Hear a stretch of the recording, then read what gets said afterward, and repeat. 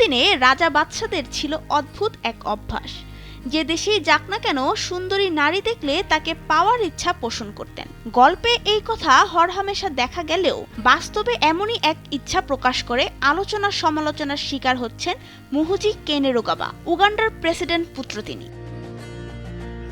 তুরস্কের সবচেয়ে সুন্দরী নারীর দিকে এবার চোখ পড়েছে তার। $100 কোটি পাশাপাশি সুন্দরী তুর্কি নারী না পেলে আঙ্কারার সাথে সম্পর্কই ছিন্ন করে ফেলবেন তিনি, এমন হুমকি দিচ্ছেন উগান্ডার এই সেনাপ্রধান। কিন্তু কেন এমন উদ্ভট আকাঙ্ক্ষা তার?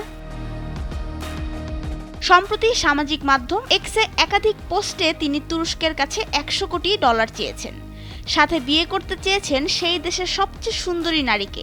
এমনকি এই অন্যায় আবদার 30 দিনের মধ্যে মেনে না নিলে কাম্পালায় বন্ধ করে দিবেন তুর্কি দূতাবাস। দিয়েছেন তুরস্কের সাথে কূটনৈতিক সম্পর্ক শেষ করার হুমকি। এই বক্তব্যে বিশ্ব রাজনীতিতে বইছে সমালোচনার ঝড়। তার দাবি অনুযায়ী আঞ্চলিক নিরাপত্তা বজায় রাখতে উগান্ডার যে অবদান তার যথাযথভাবে মূল্যায়ন করা হয়নি, তাই তারা আর্থিক ক্ষতিপূরণ প্রাপ্য।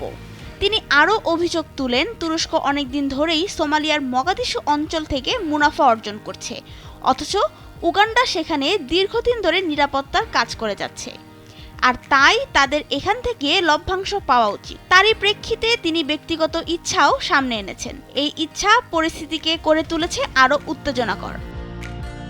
এক্সে দেওয়া বিভিন্ন পোস্টে দেখা যায় তিনি তুরস্কের লোকেদের আত্মসমর্পণ করে স্ত্রীদের ত্যাগ করতে বলেছেন, তাহলেই নাকি শান্তি আসবে।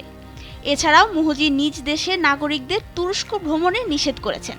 সব মিলিয়ে পরিস্থিতি এখন চরম কূটনৈতিক অস্থিরতায় পরিণত হয়েছে।